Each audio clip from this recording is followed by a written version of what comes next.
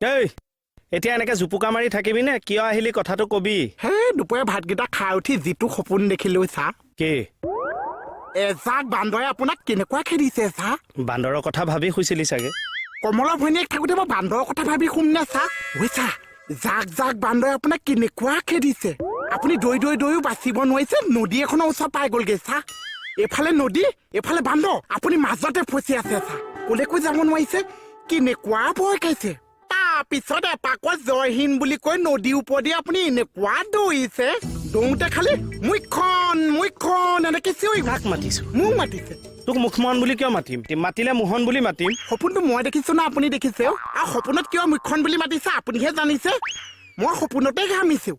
তাৰপিছত আপুনি নদীৰ ওপৰেদি দৌৰি নদীখনৰ ইটো পাৰ পাই গ'ল চা তাৰপিছত ইটো পাৰ আকৌ আমাৰ বাইলুং দুচি বহি আছে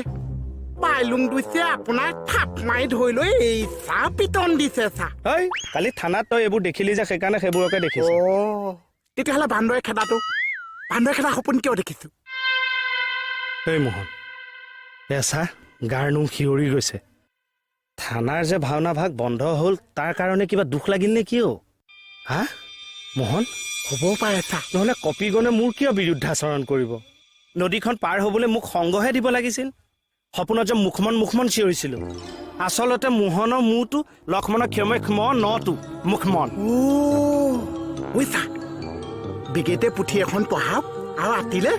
কবিত পপৌপল মানি পেলাই দগাখানা হ'ব চা কি মানি কবিত পপৌপল মানি নাই চিৰিয়াখানাত গৈ কপিগণক কিবা খাবলৈ দি দিব লাগিব তেতিয়াহ'লে মোৰটো